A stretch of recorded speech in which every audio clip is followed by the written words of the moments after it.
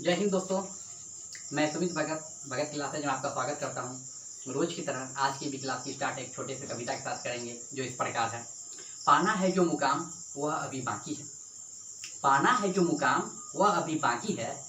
अभी तो आए हैं जमी पे, अभी तो आए हैं जमी पे, आसमान की उड़ान अभी बाकी है। अभी तो सुना है नाम लोगों ने सिर्फ मेरा, अभी तो सुना है नाम लोगों ने सिर्फ मेरा, अभी इस नाम की पहचान बनाना बाकी है। आज हम लोग चलेंगे अपने पाठ्यक्रम की ओर। जैसा कि आप देख रहे हैं, आज हम लोग पढ़ने जा रहे हैं वर्ग 10 का लोकतांत्रिक राजनीति। इसमें पढ़ेंगे चैप्टर 3।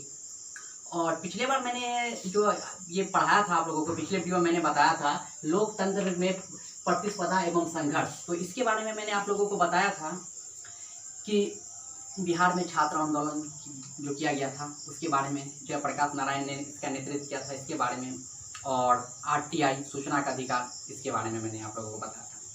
और इसी पाठ्यक्रम को आज हम आगे लेके चलेंगे। आज हम लोग पढ़ेंगे चिपकू आंदोलन के बारे में।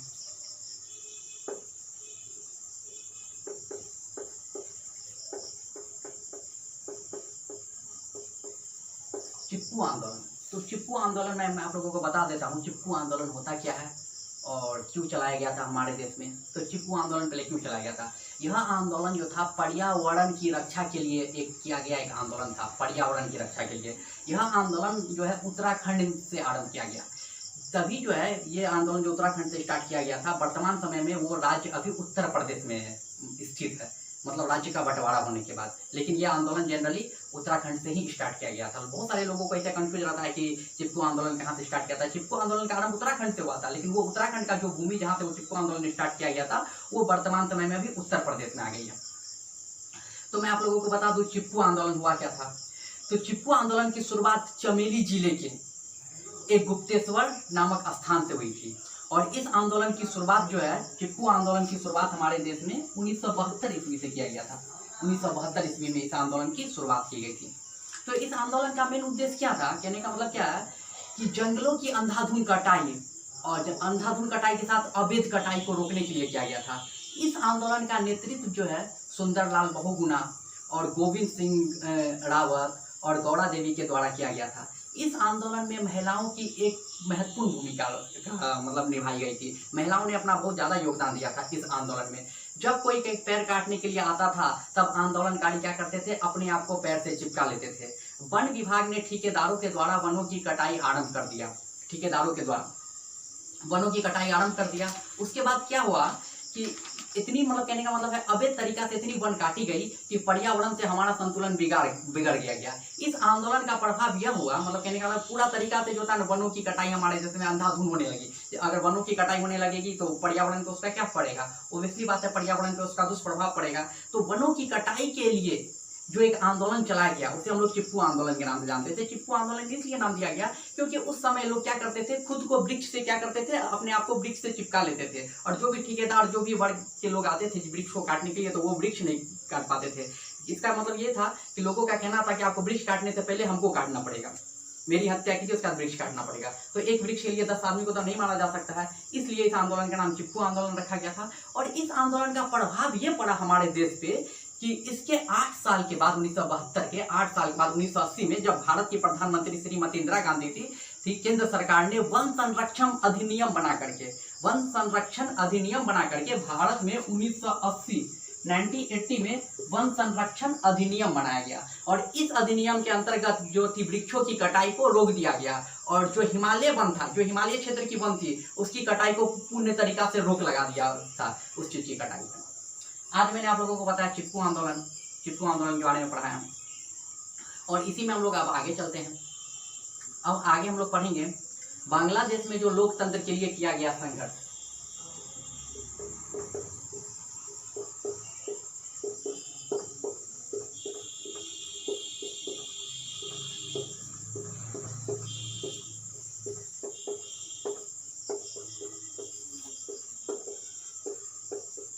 बांग्लादेश में लोकतंत्र के लिए किया गया संघर्ष के बारे में हम लोग पढ़ेंगे।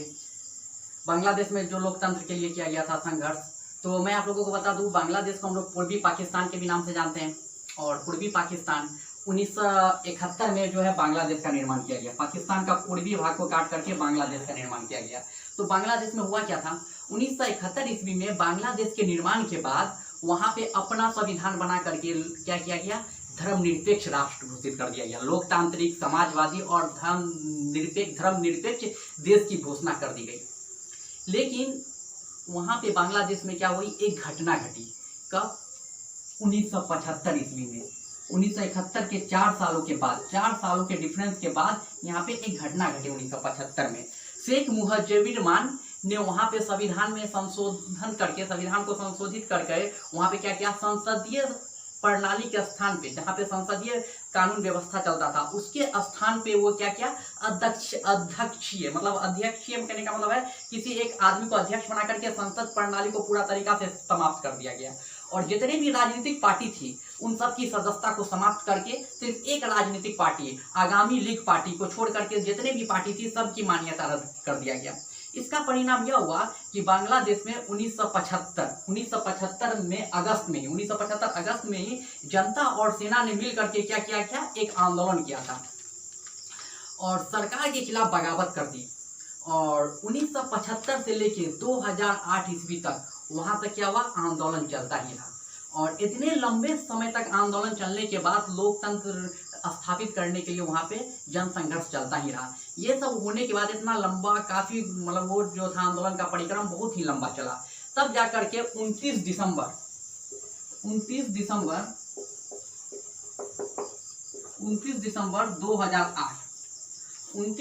2008 को बांग्लादेश में एक आम चुनाव हुआ जिसमें आगामी लीग की पार्टी की ऐतिहासिक जीत मिली। और इस जीत में क्या हुआ, वहां के पूर्व प्रधानमंत्री शेख हसीना फिर से प्रधानमंत्री बनी और वहां पे लोकतंत्र स्थापित किया गया। तो कहने का मतलब क्या है कि बांग्लादेश जो था वो पूर्वी पाकिस्तान था, उसमें भी कहने का मतलब है लोकतंत्र स्थापित करने के लिए किस प्रकार का संघर्ष करना पड़ा। बहुत सारे देश हैं जिनको लोकतंत्र अपने देश में स्थापित करने के लिए बहुत तरह का, कहने का मतलब क्या है कि लोकतंत्र स्थापित करने। तो मैं आप लोगों को बता रहा था कि विभिन्न देशों को जो होता है अपने देश में लोकतंत्र स्थापित करने के लिए बहुत ज़्यादा संघर्ष करना पड़ा। आपने बांग्लादेश की कहानी सुनी कि उन्होंने क्या किया था कि 1975 से लेकर 2008 ईस्वी तक एक लंबा संघर्ष चला। आम जनता, सेना ने मिल करके वहाँ के राजनीतिक दल से क्या किया, संघर्ष करा, तब अपने देश में लोकतंत्र स्थापित हुआ। बड़े सा बड़ा देश या छोटा से छोटा देश, यहाँ तक कि आप अमेरिका, चिली, ब्रिटेन, नेपाल, हर एक देश को ले सकते हैं जिन्होंने अपने देश में लोकतंत्र स्थापित करने के लिए बहुत तरह का क्या किया, संघर्ष करना पड़ा हर एक देश को। तो मैंने आप लोगों को बांग्लादेश के बारे में बताया। अब हम चलेंगे श्रीलंका के बारे में। श्रीलंका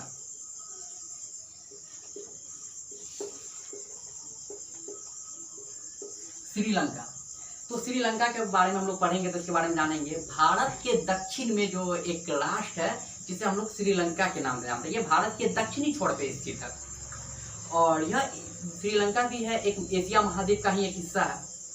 तो श्रीलंका के बारे में पढ़ने से पहले श्रीलंका के बारे में जानेंगे। 1948 ईस्वी में श्रीलंका क्या हुआ था, स्वतंत्र हुआ था। कहने का मतलब क्या है, यहाँ भी ब्रिटेन का अधिकार था। श्रीलंका भी जो है अंग्रेज का गुलाम रह चुका था। भारत को आज़ादी 1947 में मिली, उसके एक साल के बाद 1948 में श्रीलंका को आज़ादी मिली। और 1948 में यहाँ पे आज़ादी मिलने के बाद यहाँ पे क्या हुआ, लोकतंत्र स्थापित किया गया। कहाँ पे, श्रीलंका में। और ब्रिटेन अपना अधिपत्य जो था, ब्रिटेन का जो भी अधिपत्य था श्रीलंका में, उसको समाप्त कर दिया गया। श्रीलंका में जब क्या किया गया, लोकतांत्रिक व्यवस्था स्थापित की गई, लोकतंत्र स्थापित किया गया, तो यहाँ पे जो एक सबसे बड़ी समस्या उभर के आई वो थी जातीय समस्या। कहने का मतलब क्या है कि अलग अलग जाति के लोग वहाँ पे अलग अलग तरह की देश बनाने की मांग कर रहे थे। तो जिसमें सबसे अहम रहा था तमिल आबादी। श्रीलंका में जो मुख्य तौर पे आबादी अभी रह रही है वो तमिल आबादी अभी रह रही है, जिसकी जनसंख्या वहाँ पे अभी श्रीलंका में बहुत ज़्यादा है। तमिल आबादी के लोग ने एक अलग राज्य बनाने की मांग की और तमिल आबादी के, जिसके कारण क्या हुआ कि श्रीलंकाई सरकार और तमिल आबादी के लोगों में क्या रहा, बहुत तरीका से संघर्ष चलता रहा। लेकिन क्या हुआ, 2009 ईस्वी में श्रीलंका में एक ऐतिहासिक घटना घटी। 2009 ईस्वी में आप देख रहे हैं कि 1948 से लेके 2009 ईस्वी तक जो है श्रीलंका में क्या किया गया था कि तमिल आबादी के लोग एक अलग राज्य की मांग करने के लिए संघर्ष करते थे। लेकिन 2009 ईस्वी में श्रीलंका की सरकार के द्वारा क्या किया गया, श्रीलंका की सेना ने तमिल टाइगर्स के नेता प्रभाकर को मार दिया। तमिल टाइगर्स के नेता थे जिनका नाम प्रभाकर था। उसको हम लोग प्रभाकरण भी कहते हैं, प्रभाकर के नाम से वो प्रसिद्ध है, प्रभाकरण के नाम से हम जानते हैं। उनको मार दिया गया। तो कहने का मतलब क्या है, उनको जो मारने के बाद जो 1948 से जो क्या हो रहा था श्रीलंका में, जो गिनी युद्ध चल रहा था आपस में, इस युद्ध की समाप्ति होने के बाद लोकतंत्र बहाल किया गया। लेकिन अभी भी पूर्ण रूपेण से वहाँ पे लोकतंत्र स्थापित नहीं है। कहने का मतलब क्या, वहाँ पे झड़प होती ही रहती है। विभिन्न प्रकार के आधुनिक जो वर्तमान समय में जो बॉलीवुड बहुत सारी फिल्म बन रहे हैं जिसमें श्रीलंका के बारे में बताया जाता है कि वहाँ के जो तमिल आबादी के लोग हैं, वहाँ के सरकार जो है उनके बीच में किस प्रकार की और कैसी झड़प हो रही है। अब आगे हम लोग चलेंगे, नर्मदा बचाओ आंदोलन के बारे में पढ़ेंगे। नर्मदा नदी के बारे में तो आप लोगों ने सुना ही होगा।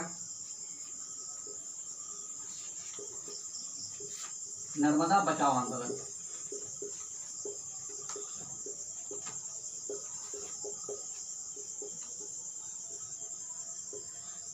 नर्मदा बचाओ आंदोलन। तो मैं बता दूं, नर्मदा नदी को हम लोग रीवा नदी के भी नाम से जानते हैं। और नर्मदा बचाओ आंदोलन जो है हमारे देश में मेघा पाटकर के द्वारा चलाया गया था। यह आंदोलन जो है 1985 ईस्वी में 1985 ईस्वी में स्टार्ट किया गया था। 1985 ईस्वी में क्या किया गया था, स्टार्ट किया गया था। तो इस आंदोलन का मुख्य कारण क्या था कि नर्मदा स्थित पर विशाल बांध के निर्माण के कारण जो थे, कहने का मतलब क्या है, नर्मदा नदी पे एक विशाल बांध बनाया गया और इस बांध का नाम जो है सरदार सरोवर के नाम से इसे जाना जाता है। और इस नदी पे जो बांध बनाया गया, तो जिससे क्या था ना, इससे बांध बनाने के बाद यह समस्या थी कि यहाँ इस नदी से बांध बनाने से 250 गांव, कहने का मतलब क्या है, 250 गांव जो थे क्या हो रहे थे, गांवों की डूबने की आशंका बढ़ गई थी। जिसमें लगभग में, कहने का मतलब क्या, 250 गांव की आबादी कितनी हो सकती है आप अनुमान लगा सकते हैं। उतनी लोग गांव की डूबने की आशंका बढ़ गई थी। और इतनी आशंका के बाद सरकार ने क्या किया कि 2,50,000 लोगों का पुनर्वास करवाया। पुनर्वास मतलब दूसरे स्थान पर भेज दिया। और इस नदी में 300 से अधिक बांध बनवाया गया। 300 से अधिक इस नदी पर बांध बनवाया गया, छोटा बड़ा मंझला सब मिला करके 300 से अधिक बांध बनवाया गया।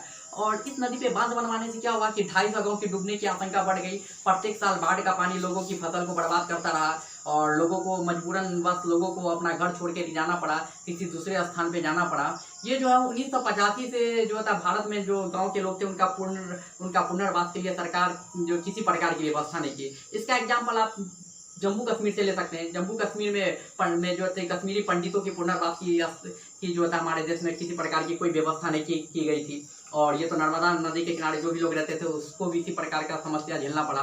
लेकिन कश्मीर और नर्मदा नदी दोनों क्या है, डिफरेंस है। तो जैसे ही 2014 ईस्वी में बीजेपी की सरकार आई और हमारे देश के तेजस्वी प्रधानमंत्री श्री नरेंद्र दामोदर दास मोदी ने 2017 ईस्वी में क्या किया कि प्रति 2 हेक्टेयर जमीन का मुआवजा 60 लाख रुपया लोगों को दिया और 6 लाख से अधिक लोगों का पुनर्वास करवाया। ये सब काम हुआ था जब हमारे देश में बीजेपी की सरकार आई और हमारे तेजस्वी प्रधानमंत्री नरेंद्र मोदी के द्वारा किया गया था। और मैं आप लोगों को बता दूं कि नर्मदा नदी पे जो भी बांध बनाया गया था उनकी ऊंचाई को बढ़ा दिया गया। उनकी ऊंचाई को बढ़ाने के बाद इसका उद्घाटन भी 2000 ईस्वी में हमारे देश के प्रधानमंत्री श्री नरेंद्र दामोदर दास मोदी के द्वारा किया गया। तो जैसा कि आप देख रहे हैं मैंने आप लोगों को लोकतंत्र के प्रतिस्पर्धा और संघर्ष के बारे में, चिपकू आंदोलन के बारे में बताया। श्रीलंका में जो संघर्ष करना पड़ा लोकतंत्र के लिए, बांग्लादेश में किस प्रकार का संघर्ष करना पड़ा और नर्मदा बचाओ आंदोलन। तो मैं आप लोगों के लिए एक क्वेश्चन छोड़ के जा रहा हूँ जो कि आप लोग सॉल्व कीजिएगा और नेक्स्ट वीडियो में इस क्वेश्चन का सोल्यूशन भी करेगा। क्वेश्चन ये है कि राजनीतिक दलों को लोकतंत्र का प्राण क्यों कहा जाता है। एक बार और आप सुन सकते हैं कि राजनीतिक दलों को लोकतंत्र का प्राण क्यों कहा जाता है। और ज़्यादा से ज़्यादा आप लोग इस वीडियो को लाइक कीजिए, सब्सक्राइब कीजिए और किसी भी प्रकार का आप लोगों को नोट्स चाहिए तो आप हमारे टेलीग्राम पे हमें फॉलो कर सकते हैं। टेलीग्राम पे आपको भगत क्लासेज के नाम से आपको टेलीग्राम पे मिलेगा। तब तक के लिए जय हिंद, जय भारत।